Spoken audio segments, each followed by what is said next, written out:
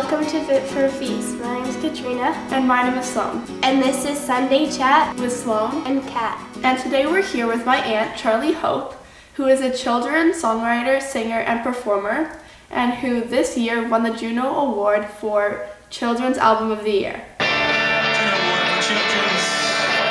Award for Children's Album of the Year goes to Charlie Hope.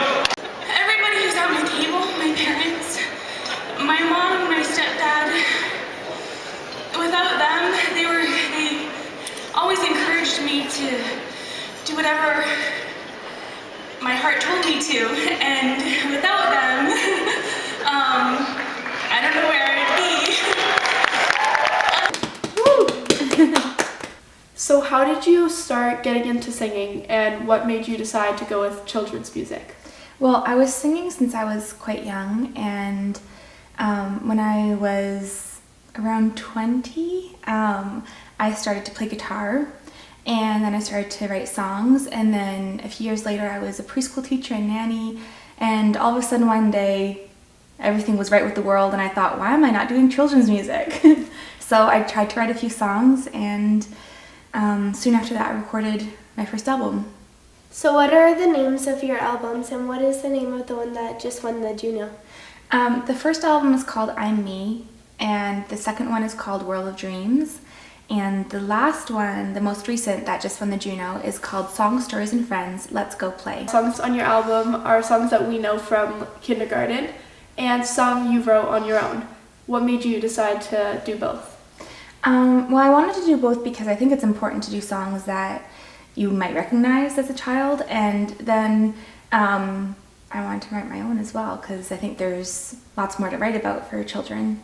So one thing that I really like to do as well is have friends and family come in for parts of the album. So for this most recent album, I really wanted it to have more of a feel of a community. So for one song, I did a duet with another children's singer, and then I also had some friends and family come in on a song, which you did as well, Sloan.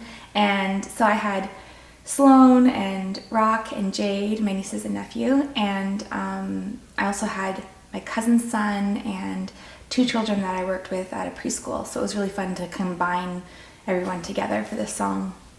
Yeah, it was really fun doing it, and it was really interesting too to see how CDs are made. So what do you have to do to record a CD? Well, first I have to write the songs or figure out what songs I want to cover. And I had a producer that I had known and worked with for quite a few years before I did these albums. And so we go in and we do what's called a ghost track, which is just kind of the rough draft of it. And then we start with guitars, the final version, and then we'll put the vocals over it. And then from there we add the rest of the instruments. So would you like to play something for us? Sure.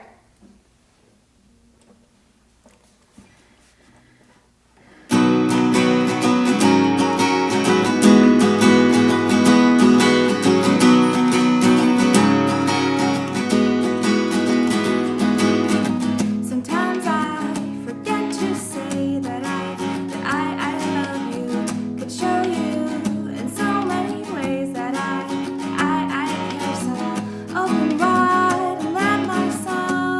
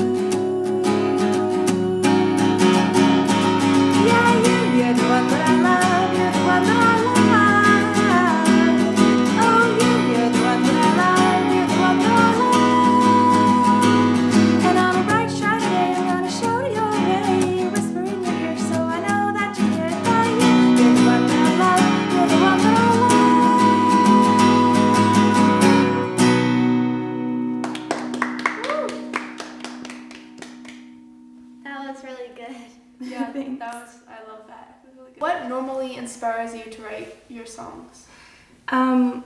Really, for sure, when I was working with children, it was just the smallest things, like playing with them. It would make me think of a song. And this song in particular, I thought it was kind of strange to start a song saying, "Sometimes I forget to say I love you." It gives a very strange tone, but what it was actually coming from was I was working at a preschool, and the kids would be busy playing, and the moms would say goodbye, the dads, and they'd be like, "I love you," and the kids were like, "Okay, see ya, Mom," and because they were busy, and the parent, I saw them having a lot of trouble with that, and so I wanted to just write something about explaining, there's lots of ways to show you love someone, and for the child too, there's lots of ways to show that they love you too. So where do you normally perform? I perform at all sorts of venues. I perform at a lot of libraries, festivals, sometimes toy stores or events for stores, sometimes schools, let's see where else, sometimes house concerts, children's museums, basically anything you can think of. Is it mostly in Canada and the US that you perform? Yeah, well, I actually live in Seattle, even though I'm Canadian, so I've been starting to do a lot more there, and last summer I did a cross-country tour, which was a lot of the US and then a lot of Canada. Like this year I'm actually going to be doing the same thing across the country and back, but I'll be going further down south to Atlanta and South Carolina and then up again, and it'll be about 10 weeks of a tour. So somebody wanted to listen to your music more and buy a CD. How would they do that?